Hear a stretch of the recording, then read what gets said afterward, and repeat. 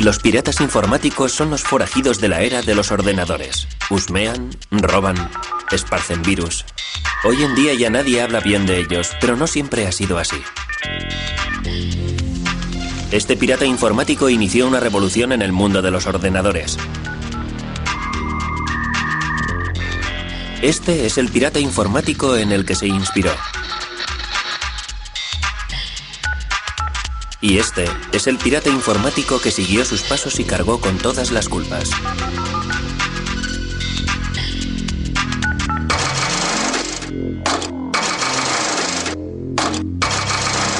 Historia secreta de los piratas informáticos. Estos tres rebeldes tecnológicos son los pioneros de la piratería electrónica. Para Steve Wozniak, la piratería informática es algo que tiene que ver con la creatividad. Logramos que la humanidad sufriera un gran cambio con aquellos pequeños ordenadores. Para John Draper, la piratería informática consiste en experimentar.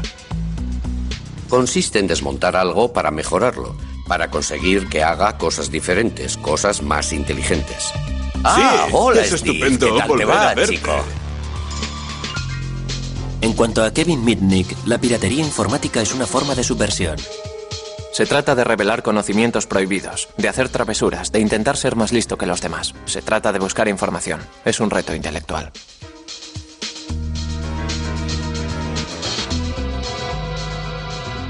En realidad, el término pirata informático tiene dos significados. Antes se aplicaba a la gente que irrumpía en los ordenadores. Se refería a individuos que se pasaban toda la noche con cualquier equipo que caía en sus manos, Exacto, con la idea de crear un programa que fuera superperfecto. Sus historias revelan que los piratas informáticos fueron los héroes de la revolución electrónica, pero que acabaron siendo los forajidos de un mundo que ellos mismos habían creado. Hola. Hola. ¿Dónde va ese cable? Este cable telefónico va desde la casa hasta el cable grande que está en la parte superior del poste. Creemos que la piratería informática solo tiene que ver con los ordenadores, pero no habría existido sin la red telefónica. En 1970, John Draper acababa de dejar el ejército cuando comenzó a estudiar electrónica y tropezó con un mundo secreto. Todo empezó con una llamada de un sujeto llamado Denny, quien le prometió que le revelaría los secretos de una nueva moda, la manipulación de los teléfonos. Empezó a hablarme sobre la trampa telefónica. Le pregunté, ¿en qué consiste la trampa telefónica? Me explicó, jugamos con los teléfonos. Respondí, sí, ya lo veo. ¿Y qué hacéis con ellos? Me contestó, hemos logrado entender cómo funcionan. Pregunté, ¿puedes hacer llamadas gratis? Replicó, ¿por qué no vienes y lo ves? Fui a su casa y cuando abrió su padre dije, he venido a ver a Denny. Contestó, ven conmigo. Me llevó a su habitación que estaba totalmente a oscuras. Dije, ¿le importa encender la luz? Me respondió, todos son ciegos, no necesitan las luces. Empezamos a charlar y dije, enséñame la manera de hacer una llamada gratis, me interesa mucho. Sabíamos que era ilegal, pero que eso le daba más emoción. Se trataba no de timar a las compañías, sino del reto tecnológico de conseguirlo. En una época en la que las conferencias a lugares distantes eran todo un lujo, los manipuladores de los teléfonos dieron con el modo de hacerlas gratis. Las redes telefónicas estaban controladas por tonos. Introducirse en ellas era fácil si se contaba con el equipo adecuado. Y podía conseguirse totalmente gratis en un paquete de cereales de los utilizados para desayunar. Esto que tengo aquí es el silbato del Capitán Crunch.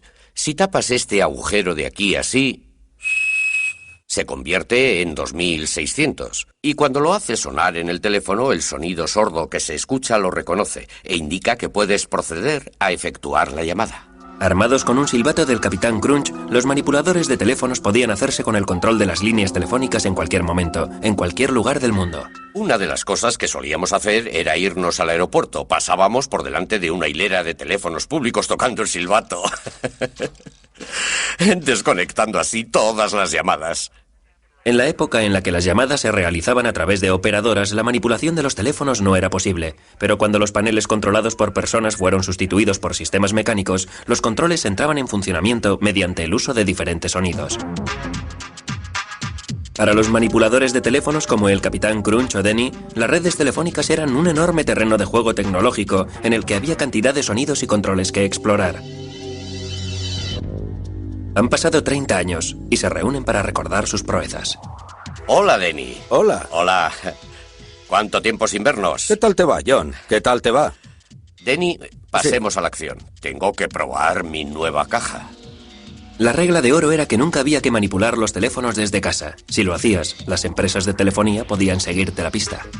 Mientras estuve con Denny, le recogía en la furgoneta Volkswagen. Vamos, Denny. Y nos íbamos a la zona rural más apartada que éramos capaces de encontrar en el mapa. Nos íbamos hasta allí y en un teléfono público empezábamos a piratear. Una vez que daban con los tonos que controlaban los interruptores, los manipuladores de teléfonos eran capaces de ir saltando de una línea a otra y de pasar de una ciudad a otra. Pero necesitaban algo que mejorase la emisión de los tonos. Ahí es donde entró en juego la experiencia técnica de John Draper, creando un artilugio al que llamaron la caja azul. Lo primero que hice fue crear la caja azul. La caja en sí se puede adquirir en una tienda de radios o en cualquier otro sitio. Es una caja normal y corriente tipo estándar. El teclado creo que lo conseguimos en un basurero o algo parecido. Aquí hay uno. La caja azul no es más que un aparato que emite tonos. Emite un cierto número de tonos que la empresa de telefonía interpretaba como tonos procedentes de sus propios equipos técnicos, aunque éramos nosotros quienes los emitíamos. Se convirtió en la llave del reino. Si, por ejemplo, quería una operadora en Nueva York, pulsaba 121 arranque y eso me ponía en contacto. Su llamada no puede ser atendida. Este es un anuncio grabado. Equipados con una caja azul, realizaron llamadas a todo el mundo, con frecuencia solo con la intención de divertirse, escuchando un mensaje grabado en un idioma desconocido. El hecho de que las empresas de telefonía permitieran que el sistema estuviera montado así era algo que me causaba asombro. No podía creer que resultara todo tan fácil. KP182 inicio. Los patrones de los números eran algo que de verdad me intrigaba. Tenía una gran facilidad de acceso a las empresas de telefonía pese a usar un sistema de acceso muy rudimentario. La tecnología de la caja azul fue el gran éxito de los manipuladores de teléfonos. Su red invisible se extendió y no pasó mucho tiempo antes de que los manipuladores empezaran a mantener contactos secretos a través de las propias líneas telefónicas. La mayoría de nosotros solo hablaba por teléfono por hablar. Solo hablábamos de lo que hablan los jóvenes, de sus amigas y de cosas por el estilo. Hablamos por teléfono con una operadora de California. Creo que los manipuladores de teléfonos solo actúan llevados por las ganas de divertirse. En aquella época, la red telefónica era uno de los sistemas más complejos que había, y que alguien conociera todos sus pormenores no dejaba de ser un descubrimiento importante. Los manipuladores de teléfonos no solo aprendieron a controlar los aspectos mecánicos, se convirtieron también en expertos en la manipulación de los empleados de las compañías, un arte que convinieron en llamar ingeniería social. Denny se hizo todo un experto en la llamada ingeniería social. Consistía en la habilidad de entrar en la empresa telefónica y hablar con su personal haciéndoles creer que trabajabas para su misma empresa de telefonía. ¿Qué tal te va, Ron? Bien, soy Bob. Tenemos que llevar a cabo una prueba de transmisión. ¿Qué tal te va, Ron? Bien, soy Bob, del despacho Alpine de Phoenix, Arizona. Desconectamos el manguito de plomo de la arandela y luego la volvemos a colocar. Podía llamar a la sala de organización, podía decir, les estamos hablando desde Fresno. Hemos detectado que están teniendo un error en la línea interurbana. Podrían decirme cuál es el número de dicha línea y podrían facilitarme el número de identificación y lo hacían. Finalmente, las empresas de telefonía se dieron cuenta de la intrusión. Muchos de nosotros recibimos advertencias varias veces de los agentes especiales de las compañías telefónicas, de los encargados de seguridad de las compañías. Las conferencias de los manipuladores pronto se llenaron de historias sobre investigaciones llevadas a cabo por agentes de las empresas de telefonía, sobre todo por el famoso señor Duffy. El señor Duffy decidió hacer una visita a Bill. La madre de Bill permitió al señor Duffy hacer todo lo que quiso. Uno de aquellos agentes especiales solía hablar conmigo a veces. También habló en algunas ocasiones con mi padre con la esperanza de que yo dejara todo aquello. Posteriormente, Duffy fue a visitar a Bill a la escuela. No creo que Bill le dijera nada. Dejábamos de hacerlo durante una temporada, pero como nos divertía, volvíamos a hacerlo una y otra vez. El señor Duffy pronto quedó eclipsado por una amenaza mucho más seria: ser expuestos a la luz en un medio de comunicación de difusión nacional, gracias a Ron Rosenbaum, un periodista neoyorquino. Fue como entrar en el mundo de los forajidos electrónicos de Alicia en el País de las Maravillas. Estaban enviando mensajes fuera de los canales convencionales y además estaban creando el miedo a la intromisión en las comunicaciones. Creo que los manipuladores del teléfono respondían a la paranoia generalizada que sentía el público respecto a los teléfonos y a las comunicaciones. Debido al movimiento antibelicista y a la reacción del FBI, todo el mundo pensaba que su teléfono estaba intervenido. El teléfono fue una especie de foco de paranoia general sobre la intrusión del Estado, sobre la falta de intimidad, sobre toda esa clase de cosas. Rosenbaum logró dar con la pista de Denny y Joe Angresia. Sin embargo, el Capitán Crunch se mostró más esquivo. El Capitán Crunch era uno de los grandes personajes norteamericanos, una especie de superhéroe de fantasía creado en el país. Todos los que fueron entrevistados por Ron Rosenbaum habían mencionado al Capitán Crunch. Por esa razón le llamé y le dije, no nos gustaría que publicara usted ese artículo porque, en serio, no es una buena idea. El Capitán Crunch estaba muy preocupado porque no hacía más que repetirme, haga lo que haga, no quiero que esta información caiga en manos de los radicales. Él tenía la sensación de que aquello podría llegar a paralizar el sistema de telefonía de los Estados Unidos e incluso colocar a los Estados Unidos bajo el yugo nuclear de la Unión Soviética. El artículo de Ron Rosenbaum sobre los manipuladores de teléfonos fue publicado en la revista Esquire en octubre de 1971. Acudí a la biblioteca, leí el artículo y no podía creerlo. Era tan revelador, me dije, oh Dios mío. En aquel momento me di cuenta de que la manipulación telefónica, tal y como yo la había conocido, había muerto. Se lo leí a Denny entero por teléfono. Todo el mundo recibió su llamada. Una de las últimas llamadas que hicimos fue para leer el artículo a todos porque no podían leerlo. No daban crédito a aquello. Les dije, chicos, estáis acabados. No debisteis permitir que aquel tipo hablara con vosotros. No teníais que haberle proporcionado toda esa información. Después del artículo del Esquire, todo el mundo se subió al carro. Hola a todos. ¿De quién es el número 2374059? Mío y de Paul. Después, todas aquellas fuerzas tan poderosas se unieron sobre todo con la idea de robar. En algunos casos no pasó de una especie de vandalismo juvenil, ya saben, del tipo de estoy haciendo algo malo a que es chulo, pero en otros casos hubo afán de lucro.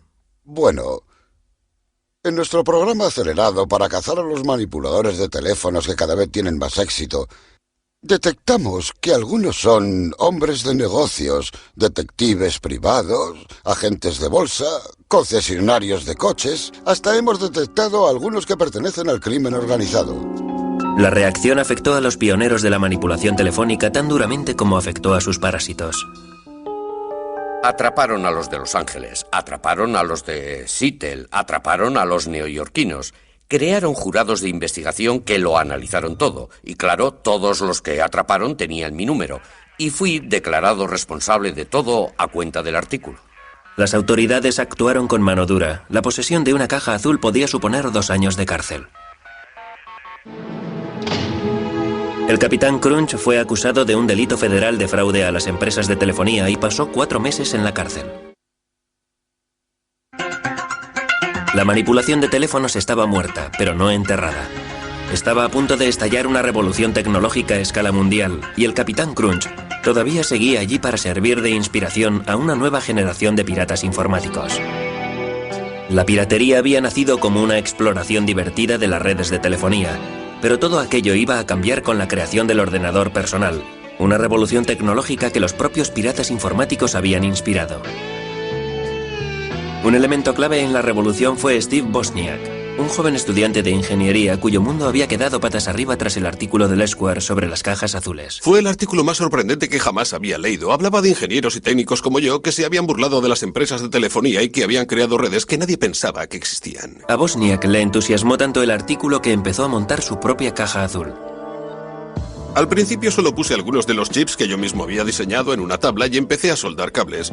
Por esa razón, cuando acabé el montaje de la caja azul, algunos tonos estaban bien y otros mal. Empecé a buscar al Capitán Crunch. Una vez que su tapadera había quedado hecha añicos por el Esquire, John Draper intentó pasar totalmente desapercibido. Todo el mundo decía que John Draper era el Capitán Crunch. Llamé a la emisora de radio y pedí que John Draper me llamara. Me dijeron, no, ha desaparecido de la vista después del artículo del Esquire. Supe que había dado con él. 10 minutos más tarde sonó el teléfono. Exclamé, Dios mío, qué malas noticias. Era él, nos dijo que vendría a Berkeley a reunirse con nosotros en el dormitorio. Tuve la sensación de que el que venía a casa era el mismísimo presidente. Fui allí sin saber realmente qué era lo que estaba pasando. Wolf quiso que le enseñara a utilizar la caja azul, él acababa de montar una. Me había hecho a la idea de que se trataba de un tío muy ligón y resultón con las chicas, y cuando se presentó en la puerta de alguna manera no coincidía con la idea que me había forjado de él. Dijo, soy el Capitán Crunch. Dije, bien chicos, la verdad, no creo que tenga ganas de hacer esto. Me contestó, está bien. Me sentí todo un héroe. Añadí, me imagino que no pasará nada. Al fin y al cabo, estoy en un dormitorio y será muy difícil que alguien detecte la llamada. Woz me preguntó, ¿podemos telefonear al Papa? Le contesté, pienso que sí. Cogí el número del Vaticano y llamamos preguntando por el Papa. Nos dijeron, el Papa no está disponible en estos momentos. Eran como las 4 de la madrugada. Aquella misma noche empecé a aprender códigos y técnicas de John Draper y de los demás para utilizarlas para hablar con las operadoras, y las semanas siguientes las dediqué a hacer prácticas para ver hasta dónde podía llegar. Creo que estaba un poco asustado con la idea de que me cazaran. Un par de semanas más tarde, el coche de Wozniak sufrió una avería. Por suerte, él y su colega Steve Jobs tenían una caja azul a mano. Decidimos llamar a nuestros amigos de Berkeley con la caja azul para que nos llevaran a casa en coche. Steve realizó la llamada sirviéndose de la caja azul. Cuando contestó la operadora, colgó asustado. Volvió a llamar. Al contestar, la operadora colgó otra vez de lo asustado que estaba. Fue cuando apareció un poli. Estaba en la cabina con una caja azul en las manos. Oh, Dios mío. Seguro que el poli pensó que éramos drogadictos porque yo llevaba el pelo muy largo. Steve me pasó la caja azul y la introduje en el bolsillo de mi abrigo. Me preguntó, ¿qué es esto? Si se pulsaban los botones emitían tonos, por eso contesté, es un sintetizador musical electrónico. El poli le dijo que estaba desafinado. Preguntó, ¿para qué es el botón naranja? ¿Es con el que pirateáis las líneas? Steve le contestó, es para calibrar. El agente preguntó, ¿qué hay que calibrar? Pasé miedo. Supimos que nos habían cogido, nos metieron en el coche patrulla. Los dos polis iban en el asiento delantero y Steve y yo en el de atrás. El poli que iba de copiloto se dio la vuelta. El poli se dio la vuelta hacia Woz y le dijo, un tipo llamado Moog te ha delatado. Era un sintetizador Moog. Mientras Steve Wozniak y el Capitán Crunch andaban enredando con los teléfonos, los despiertos chicos de las empresas del cercano Valle del Silicio estaban consiguiendo grandes avances en la tecnología informática. Sin embargo, a principios de los años 70 los ordenadores eran todavía unas máquinas enormes muy impersonales al servicio de unas empresas enormes muy impersonales. Se empezó con lo de los ordenadores con el fin de descifrar códigos, detectar misiles, crear armas para la guerra. Ese fue en realidad el origen de los ordenadores modernos. Luego fueron apareciendo los que manejaban enormes y complejas bases de datos con fines comerciales. Los ordenadores se consideraban como aparatos que no había que tocar. No se podía entrar donde hubiera un ordenador. Había que mantener las distancias, pero mostrar reverencia y respeto a quienes supieran manejarlos. Pero en aquella época el respeto era un bien bastante escaso. A finales de los años 60 hasta los ingenieros informáticos tenían ya su contracultura. Lo bautizaron piratería informática. Los objetivos prácticos eran secundarios, lo importante era lo que los piratas informáticos denominaban el puro placer de la exploración, un sentimiento que los manipuladores de teléfonos hubieran reconocido como propio. Los manipuladores de los teléfonos estaban aprendiendo cómo utilizar una tecnología, cómo introducirse, cómo utilizar y expandir la tecnología por caminos que en general no estaban al alcance del público. De la misma forma, la piratería informática iba ampliando sus fronteras, iba aprendiendo a explorar los ordenadores para conseguir que hicieran cosas que la gente afirmaba eran incapaces de hacer. Para conseguir sus propósitos, los piratas informáticos necesitaban tener acceso a un ordenador, pero en aquella época no resultaba fácil. En mi primer año en la universidad dije a mi padre, algún día tendré un ordenador Nova 4K. Me contestó, Steve, cuesta tanto como una casa. Le respondí, entonces viviré en un apartamento. Algún día tendré ordenador. Cuando los ordenadores eran todavía unas máquinas crujientes que costaban 5.500 millones de euros, la idea de que alguien tuviera su propio ordenador personal resultaba inconcebible. ¿Por qué iba a querer alguien disponer de su propio ordenador personal? Era ridículo, era como que alguien dispusiera de su propia bomba atómica. La bomba estalló bajo la forma de unos nuevos componentes para montar un equipo que fue llamado Altair 8800. Apareció un artículo en una revista técnica en el que se presentaba el Alter, un equipo que cualquiera era capaz de montar. Entusiasmó tanto a un par de personas de la zona de la bahía que decidieron formar un club, incluso antes de que dichas piezas empezaran a salir al mercado. Se reunieron solo para compartir información. Lo bautizaron Club Informático Casero. Una noche de marzo de 1975 se congregaron 30 personas en un garaje para contemplar aquella extraña caja. Entre ellas se encontraba Steve Wozniak. Dentro de la caja había montada una red que llegó a fascinarles incluso más que la red telefónica. Estábamos dentro del garaje. Fuera estaba oscuro y estaba lloviendo. La puerta del garaje estaba abierta y todo el mundo empezó a hablar sobre ordenadores. La caja del Alter no tenía nada de especial. Venía desmontado. Una vez que lo montabas, movías las clavijas y empezaba a funcionar, pensabas, vaya, es bonito de verdad. Pero ¿qué puedo hacer yo con esto? Lo que hicieron fue programarlo para que interpretara Daisy. 15 años antes, los ingenieros informáticos habían conseguido obtener la melodía con una máquina del tamaño de una casa. En aquellos momentos, los piratas informáticos estaban consiguiendo lo mismo con un ordenador casero. Aquella primera reunión despertó tanto mi interés que los encuentros bisemanales se convirtieron en lo más importante de mi vida. Al club casero enseguida se le quedó pequeño el garaje. La piratería informática estaba ganando terreno.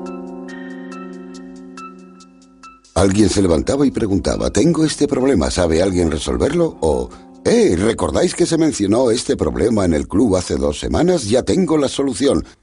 Fue un formidable intercambio de información. En el club me dediqué a pasar esquemas a todo aquel que quisiera hacerse con ellos. Saqué toneladas de fotocopias porque me sentía orgulloso de que vieran mi trabajo. Lee Felsenstein se convirtió en el moderador del club. Lo organizó todo muy bien, respetando el talante de nuestro cometido, que consistía básicamente en compartir toda la información. No atrajo a gente de nivel y que había tenido éxito en las empresas, a empresarios. No atrajo a ingenieros, de verdad. El prototipo de ingeniero se sentía bloqueado por ese sentimiento de... he de contar con permiso para hacer algo que no se ha hecho hasta ahora. Sin embargo, nosotros estábamos allí porque no necesitábamos ningún permiso. Los piratas informáticos se pusieron a trabajar para conseguir lo imposible, la creación de sus propios ordenadores. Sentíamos fascinación por contar en nuestras manos con la tecnología informática, por ser capaces de llegar a controlarla.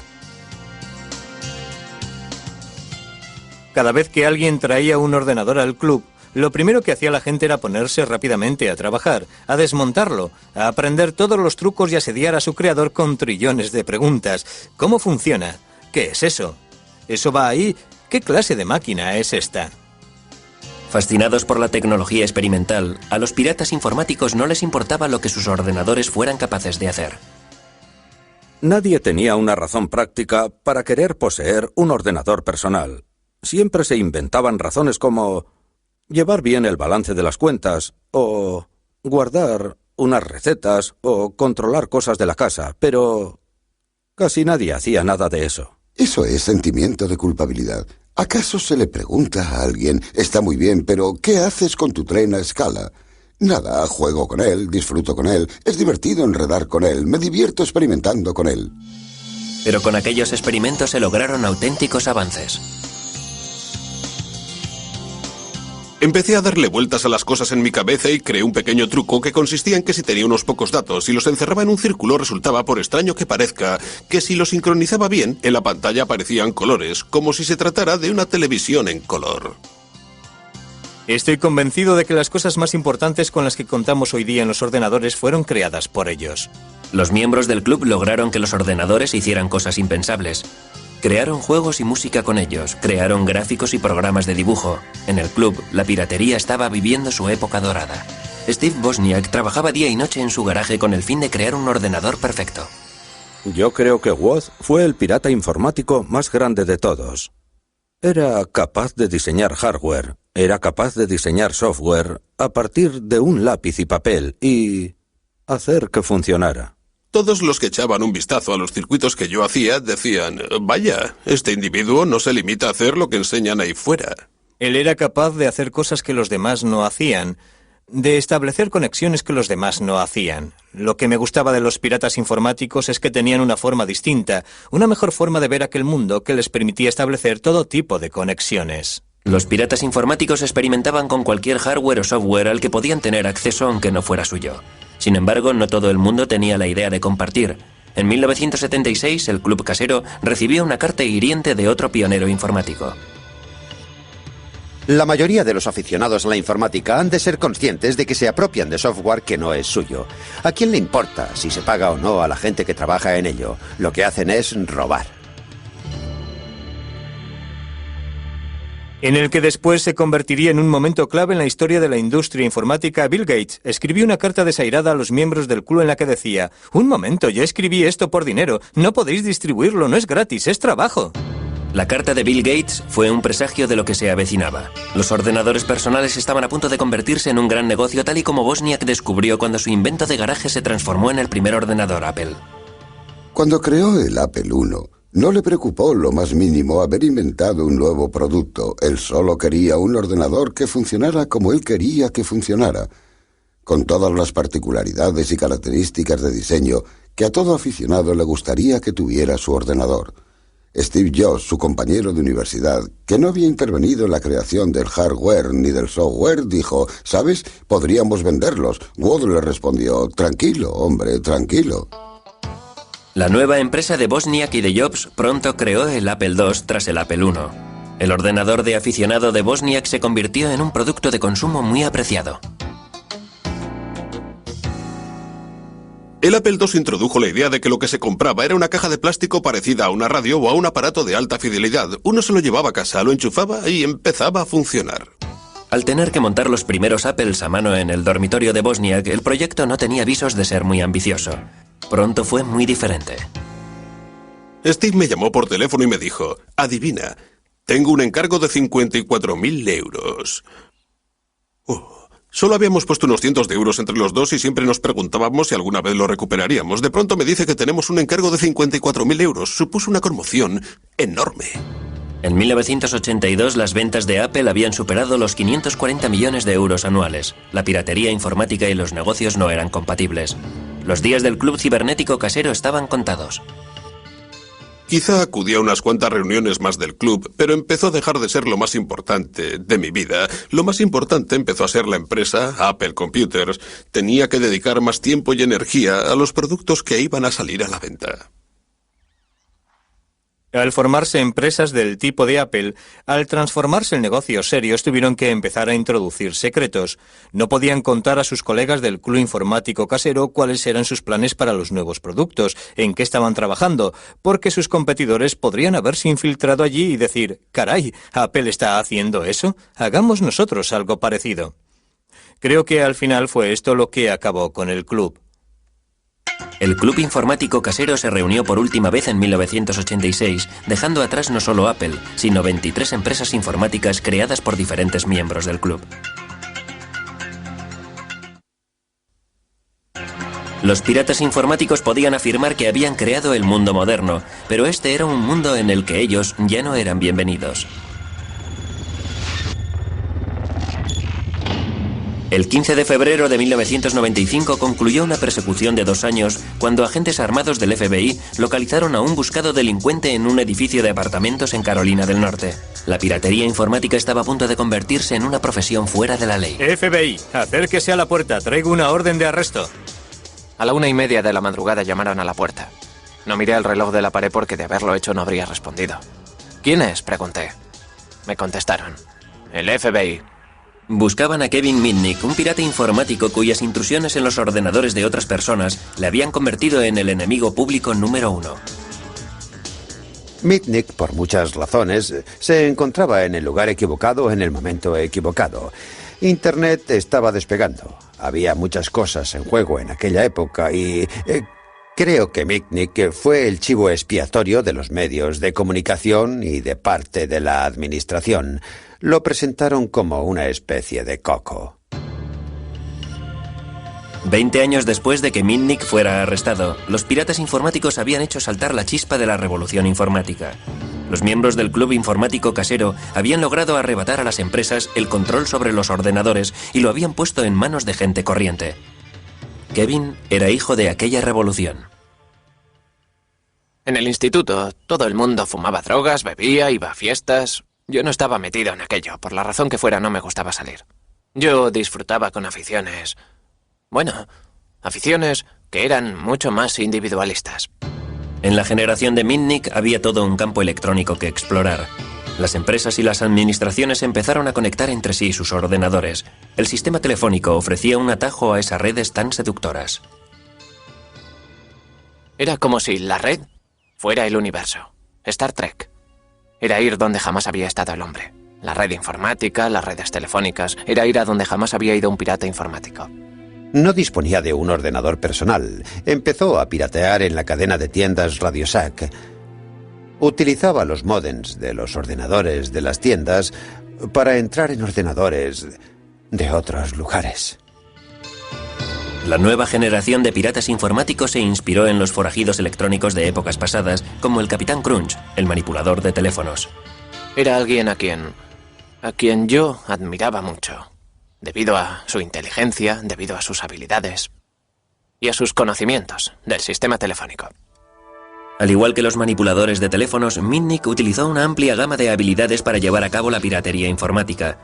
Tan importante como saber hacerlo era la ingeniería social, la habilidad para engatusar y trampear, para hacerse con información útil a través de empleados ingenuos. Con solo 17 años, Mitnick y sus amigos fanfarroneaban de haber logrado burlar a un guarda para introducirse en el mismísimo cuartel general de una empresa de telefonía y robar unos importantes manuales técnicos. Fue como entrar en una tienda de golosinas. Queríamos leer aquellos manuales para enterarnos de cómo funcionaba todo el sistema. Aquel delito le valió una condena adecuada a su edad. La empresa de telefonía estaba molesta porque alguien había tenido la osadía o la audacia de hacer aquello y porque ella misma no se había preocupado de su sistema de seguridad. Su sistema de seguridad era totalmente inoperante. El arresto de Mitnick creó un patrón para el futuro. Kevin continuó teniendo problemas. Tenía una capacidad más que notable para ser arrestado. Mitnick no fue el único que tenía problemas. Los oficiales de la NASA en Huntsville se percataron de que a finales de junio personas no autorizadas se habían introducido varias veces en un ordenador en el Centro Marshall de Vuelos Espaciales. Fueron lo suficientemente listos como para borrar la clave de entrada y la de salida. Los piratas informáticos, como ellos mismos se autodenominan, no solo fueron listos, sino muy arrogantes. Dejaron grabados mensajes en el ordenador como «No podéis cazarme». Yo creo que es algo biológico. Creo que hay gente que siente inclinación a hacerse pirata informático y gente que no. Se puede ver en los niños. Hay niños que se ponen delante de un ordenador y exclaman «Dios mío, por fin soy capaz de expresar una parte de mí mismo». Las investigaciones llevaron al FBI a la casa de 4 adolescentes, todos los cuales iban a un colegio elitista. Allí es donde Michael Strickland dice que consiguió el número del ordenador de la NASA. Bueno, el número estaba en la lista del módem de Huntsville como un número más. Evidentemente era un error. A pesar de todo, tomé la decisión de hacer la llamada. El término pirata informático empezó a vaciarse debido a la gente que no estaba imbuida del espíritu de los piratas informáticos que irrumpieron por primera vez en los ordenadores. Hubo muchas intrusiones realizadas por adolescentes que se hacían con las claves o que aprovechaban las debilidades del sistema para introducirse en los ordenadores. Hizo falta una película de Hollywood para que el enfado se convirtiera en pánico. De repente hicieron una película, Juegos de Guerra, que tuvo un gran éxito de taquilla. Una película que ensalzaba la utilización de los ordenadores para introducirse en unos sistemas muy potentes y en la que casi hacen que estalle la Tercera Guerra Mundial. El significado de la palabra pirata cambió de la noche a la mañana. Un pirata informático pasó a ser un crío mofletudo lo bastante listo como para introducirse en una red informática perteneciente a una enorme organización militar. La emoción estaba en entrar donde no debías y en intentar que no te detectaran. La pasión que Mitnick sentía por explorar nuevos campos fue creciendo. Tomó la costumbre de dejar sola a su esposa para ir a un motel barato y así piratear las 24 horas al día los 7 días de la semana. Con la llegada de Internet no había ya nada que le frenara. Hasta la fecha resulta difícil hacer de Internet algo seguro porque fue creada para que la información navegara sin ningún tipo de cortapisas. Fue concebida con principios muy abiertos. Nadie es propietario de los protocolos que rigen Internet, por lo tanto todo el mundo puede hacer uso de ella. Pero el tiempo pasaba rápido. La frontera de los piratas informáticos había desaparecido. Internet iba a convertirse en una herramienta de trabajo. Los piratas ya no eran bien recibidos. A finales de los años 70 y principios de los 80, te animaban a practicar la piratería informática. Era lo que se llevaba.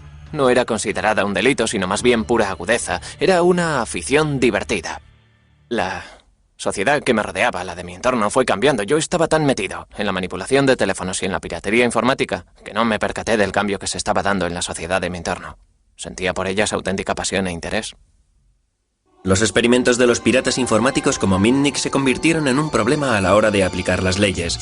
Las cosas habían cambiado. Aquel no era ya el mundo en el que había crecido el club informático casero. La piratería pasó a ser asunto del FBI. Los delitos informáticos se han hecho cada vez más importantes a medida que los ordenadores han ido entrando cada vez más en Internet. Nos llegan muchas más quejas. Era un nuevo tipo de delito. No había ventanas rotas, coches que se daban a la fuga, ni huellas dactilares. Tuvimos que ponernos al día no solo en las nuevas tecnologías, sino que también en las técnicas innovadoras utilizadas por los delincuentes.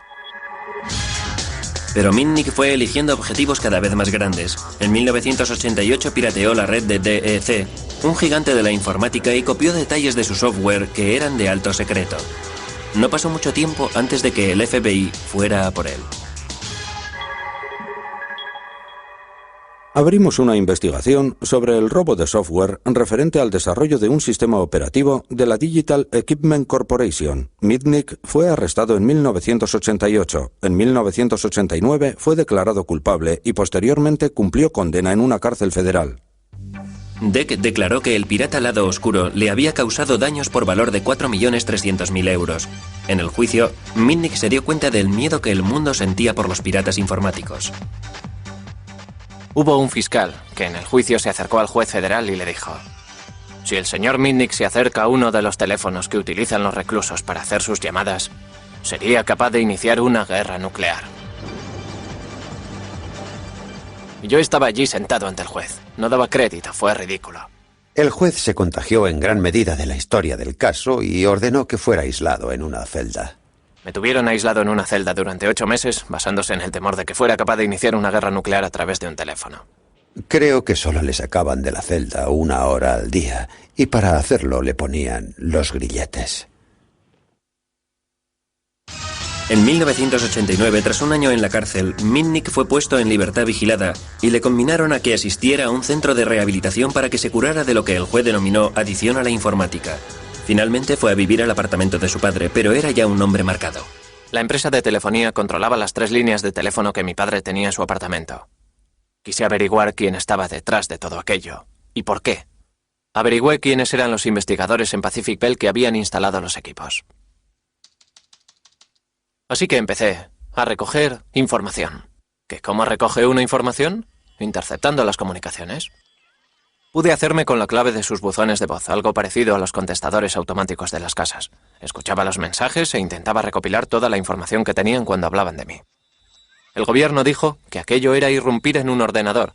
Emitieron una orden de arresto porque había violado mi libertad vigilada. En fin, eso es lo que pasó. Así que aquello me irritó muchísimo y dije: cogedme si podéis. En diciembre de 1992, cuando el FBI fue a detener a Mitnick, este había volado.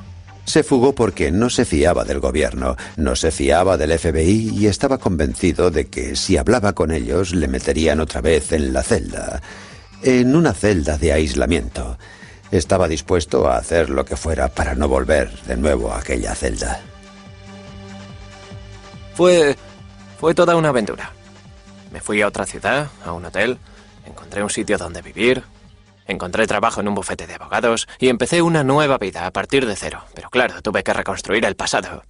Lo hice sobre mí mismo, inventándome referencias. Creé una nueva identidad en la que así podría apoyarme.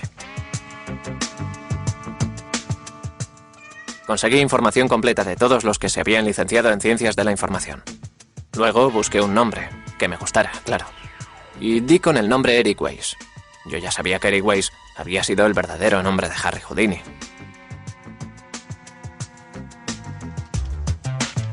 Estuve trabajando en el bufete de abogados de Denver durante un año. Algo más de un año bajo el nombre de Eric Weiss. Y lo que propició mi caída fue que seguí con mi afición a la piratería informática.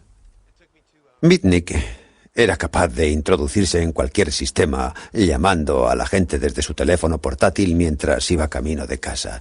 Engañaba a directores, secretarias e incluso a ejecutivos al objeto de conseguir información. Mitnick siguió pirateando con una sola intención: ir por delante de la ley.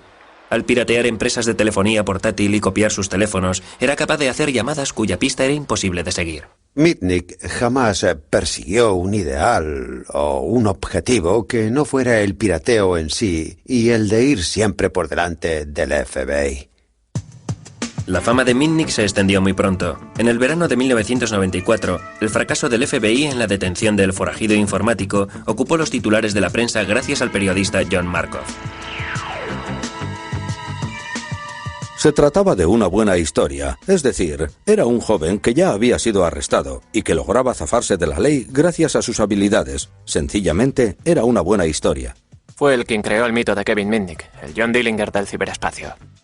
Creo que presentaron más de 60 denuncias sin pruebas que figuraban como hechos, como por ejemplo que había irrumpido en el NORA. Contaron historias falsas sobre el banco Security Pacific y que había pinchado los teléfonos del FBI.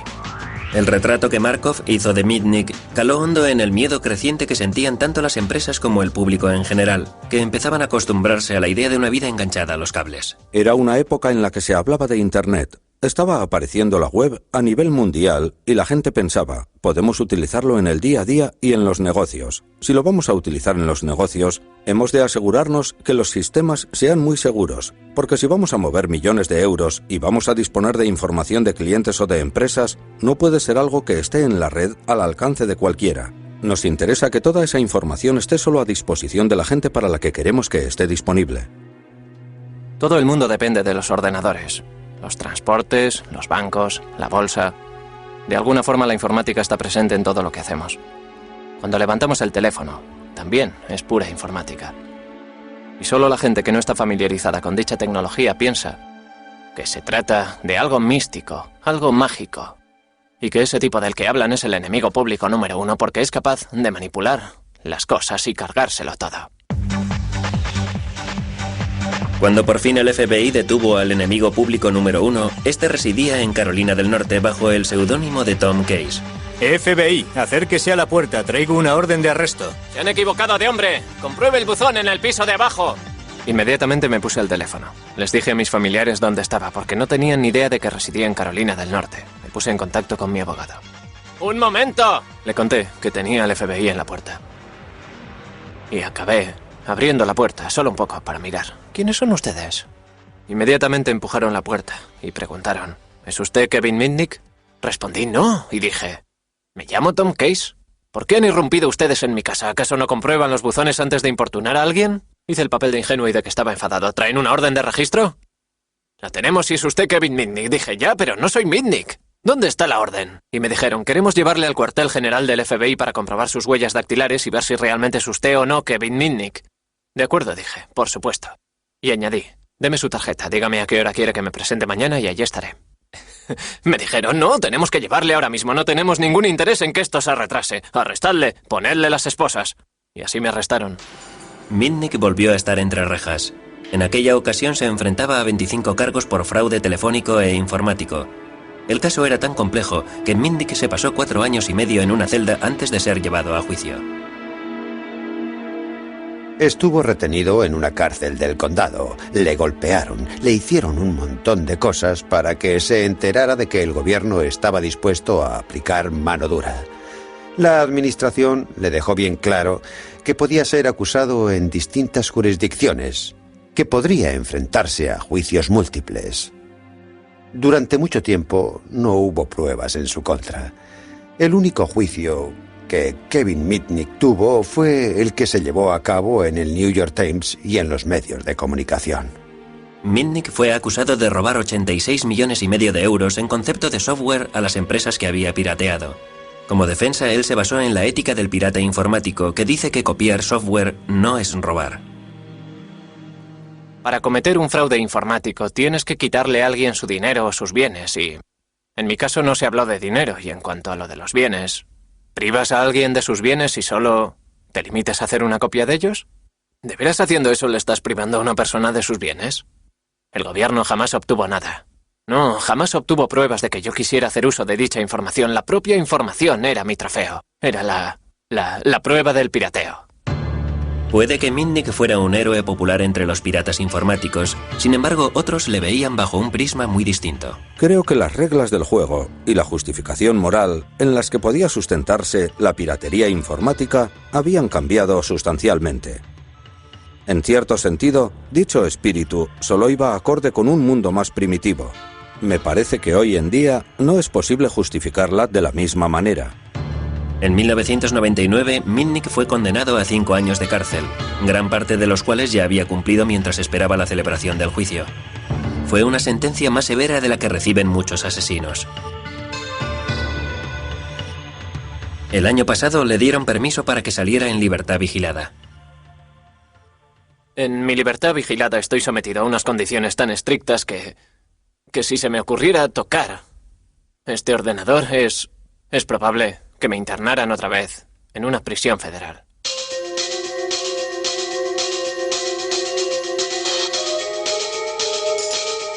Puede que a Mitnick le hayan prohibido que toque un ordenador. Sin embargo, le está permitido reunirse con sus héroes, los piratas informáticos, el Capitán Crunch y Steve Wozniak. Es puro sensacionalismo hacer que los piratas informáticos representen una amenaza a nuestra forma de vivir, a nuestra seguridad, a nuestro dinero y a todo lo demás que hay en el mundo. La gente no acaba de entender a las mentes curiosas. Siempre habrá un grupo de jóvenes brillantes y técnicos que hurgarán y se preguntarán ¿qué es esto? ¿Qué pasaría si...? A estos pioneros les resulta muy difícil hacerse a la idea de que el pirata informático es actualmente un forajido. Lo cierto es que el mundo ha cambiado y lo único que queda son bonitos recuerdos y reliquias de un pasado glorioso. Oh, hace 30, 40 años o algo por el estilo. ¿Os trae eso viejos recuerdos? Claro que sí. No hay nada que yo cambiaría por el éxito que tuvo Apple, excepto el año que pasé en Berkeley. Y antes de eso ya existía el silbato del Capitán Crunch.